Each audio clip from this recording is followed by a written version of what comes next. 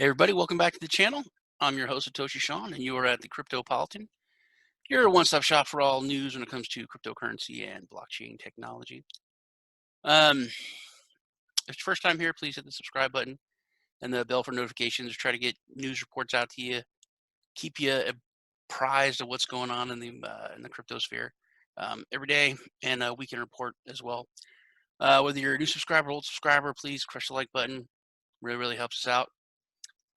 Let's jump into things. There's a few things I wanted to go over, and kind of also wanted to share my thoughts on stuff. Head over to the Cryptopolitan. One, I think it's really big news. Binance is moving into the Japanese market and is partnering with Yahoo, Yahoo Japan, which it's a really big deal. Yahoo has, I mean, it ruled the internet back in the beginning, you know. Now, not so much in the more popular, or that's not the right word. It's become a really legacy institution of the internet, and it has really moved and is a big player in the financial arena when it comes to information, news, and that kind of stuff. And basically, all old people really like Yahoo. Speaking as someone who's old and knows old people, so those two things are you know, they're really big in the financial industry and sphere. A lot of people get their news when it comes to finance and investing from Yahoo business. So I think that Binance moving in with them, partnering with them, is going to bring a lot of exposure to a different class of people. It's not crypto Twitter. I know more people of my in real life friends that are not on Twitter. The majority, I'd say 80% of my friends are not on Twitter. Maybe even more. You know, it's all Facebook, and they use Yahoo. They get their news from Yahoo. So people that weren't getting a lot of, not just exposure is the best word. You know, the only exposure a lot of people get that I know about Bitcoin and crypto is me, or negative, stuff in the media. So I think, this is going to kind of make it more familiar, less of a scam. It can't be a scam. It was on Yahoo.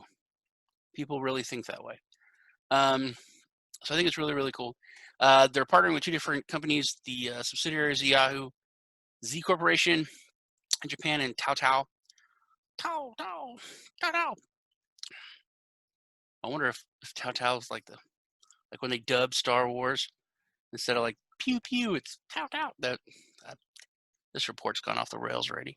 But I think it's a big deal. I think it's really cool. Next, I have a big opinion on this. Konya, they want to make a city coin, a crypto to be used just within the city system. Their mayor, Irgu Ibrahim Alte, he wants Konya to release its own digital currency in the form of the City Coin project. I think that's great. I think that back in 2017, there was a little bit of news about this, or buzz about some cities doing this in states. I think it's good. I think the more of these that pop up, the better. And because this is the essence of decentralization. For the past few decades, everything has been pushing us to be more and more centralized. You look at the European Union and the euro. You used to have all these different currencies all through Europe for all these different countries, which was annoying. If you went from Germany to England to France, you had to most of the time convert your money. And it is much easier for the consumer for just to have one currency, but it's much more centralized. It takes a lot of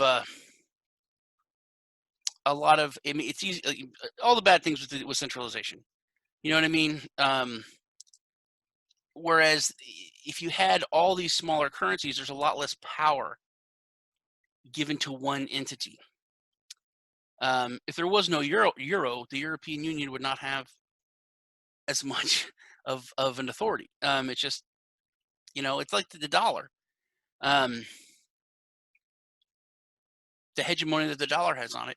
So I think it's good. I think it's good. I think that the more decentralized we can get when it comes to legacy power systems and things that have been kind of weaponized or used to control, which currency absolutely has been weaponized and used to control people, countries, um, everything, corporations. So I think it's cool. I think it's good. I wouldn't mind like paying my water bill, city services, taxes, whatever, with my city coin. I would be cool with that. Austria, they have crypto regulators, and they have slapped unlicensed operators with a 200,000 backwards E of a max fine. It's 200,000 euros, which the E is backwards for the euro. The E should be facing the other way, but whatever. So 200,000 euros, that's like $50 or something. I know it's more. It's a lot more. Or is it now? Crypto exchanges. I think it's just exchanges. Crypto assets, advisors, investors, and exchanges. They have to get a license in order to work in that market, and they have to comply with the new anti-money laundering rules. And if not, they could be hit for a maximum fine of 200,000 euros. So it's good. I mean, it's good that there's more of a a structure. I think we say this all the time, but I really do think and know we're in the beginning stages. There is going to be decentralized exchanges. They are going to be a little bit risky. They are going to be a little bit shady because they're going to be outside of the law. They're going to be outside. They're going to be outside of the law. They're going to be outside of the regulation. So I think it's more, you put your money on, you do your business, you definitely get it off. Or it's something like a shapeshift or something like that, where it's just more of a peer-to-peer, and then there's a buyer, there's a seller, and it converts. Because they're going to be targeted by the regulators and governments. But it's nice to see that things are moving into the next phase: acceptance, regulation, laws, protection, that kind of thing. And taxes, you got to pay your taxes.